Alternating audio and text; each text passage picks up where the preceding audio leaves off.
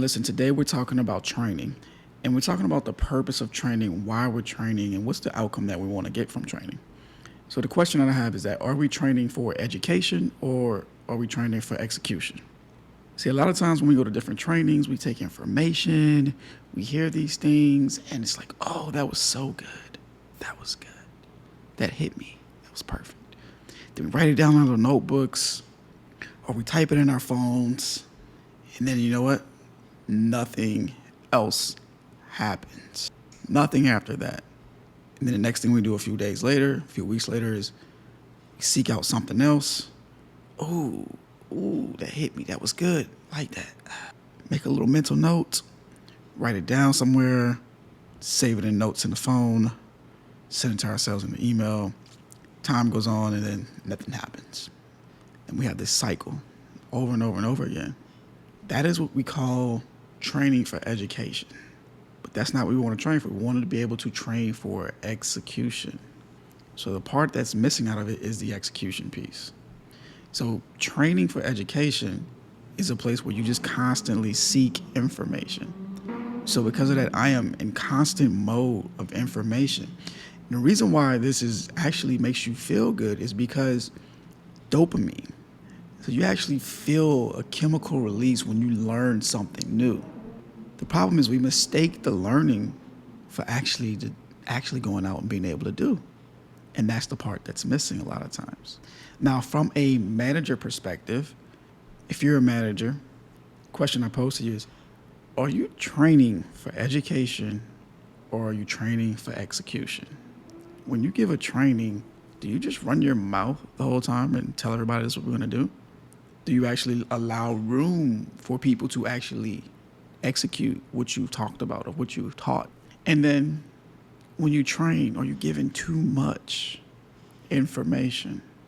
So one thing that can happen to us is we can have information overload. We have information overload. We cannot process the information in a good enough form or fashion for us to be able to take action.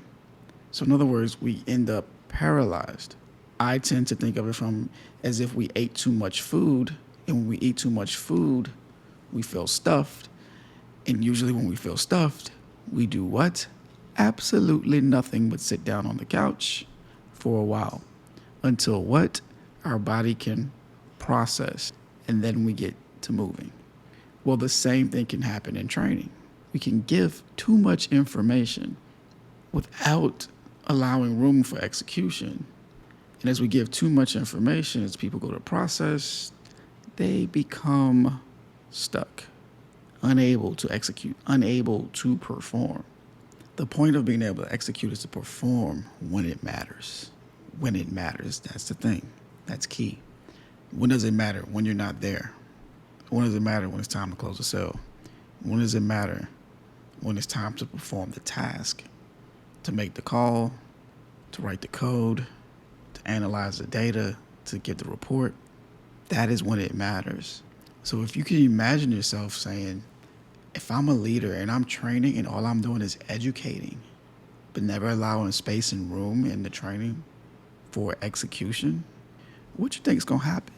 They will never execute, and they will continue to come back to you for more education, for more training, while they struggle with the execution. And don't get me wrong, you do have to learn the information. That's the point of getting the education. So you got to learn what to do before you go out and figure out how you can do it and get it done. Understood. It's just we should focus on performance and execution versus education with the information. Because if our focus is on being able to execute what needs to get done, it will change how we deliver the information. It will change how we educate them.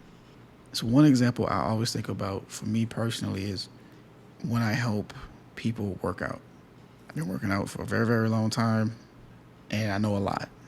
And I often come across new people who are just getting into working out or kind of been working out for a little while, but not very, very hard. For me, one of the things that I like to do with new people is allow them to execute the move without over training them or over educating them on the move. I just want to educate them enough to be able to do it safely. not perfection. See, if you're training and people think they need to be perfect in their execution, they're not going to be willing to go about it until they feel like they have all of the information. You don't ever have all of the information. So thinking about this and saying, okay, if I'm going to teach somebody how to do a squat, I just want them to be able to squat down and back up with the barbell. I want to see how that looks. That's before I get to tweaking back placement, bar placement, knee placement, toe placement, how wide your feet are, how close they are. That's before I get to all of that. Why? Because I just want you to be able to go up and down and see what that feels like. And let's find what actually works for you. Let's find what's comfortable. Let's find your rhythm. So what does that mean for you as a manager in your training? Find the one thing or the two things that are necessary. Give a small portion of it and then let someone execute it. Let them execute it and find the rhythm of it. And here's the cool thing about it.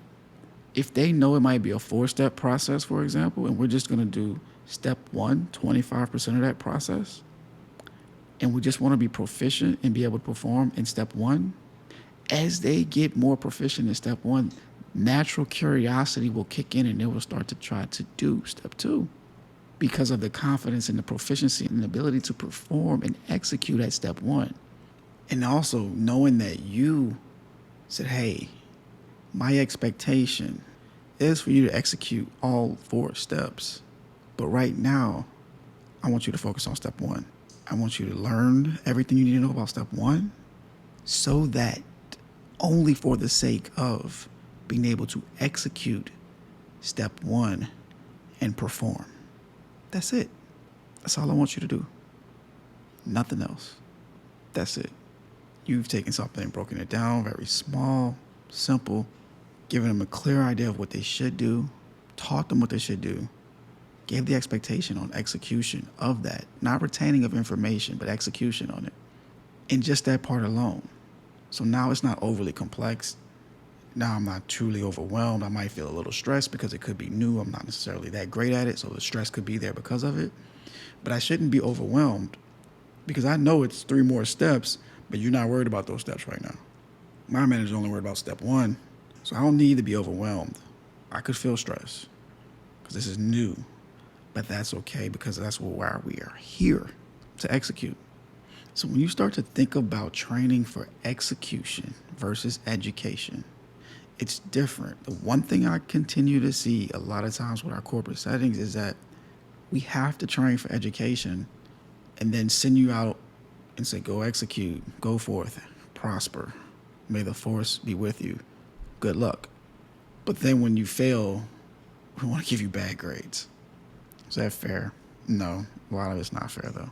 So remembering that we're trying to perform, we're trying to execute. You as a manager, you're trying to execute as a leader.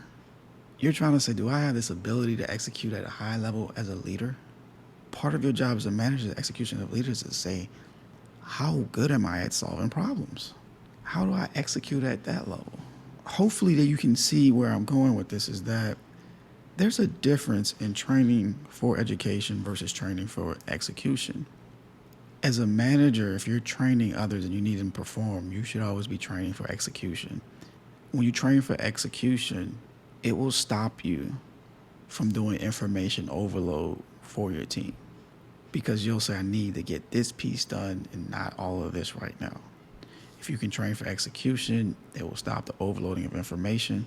Not to say that all of the information isn't important and necessary. It's just it's not needed at this moment in time. That's it. We're going to get to all of the information. Kind of like we're going to start putting a lot of weight on that squat in time as you execute the different steps.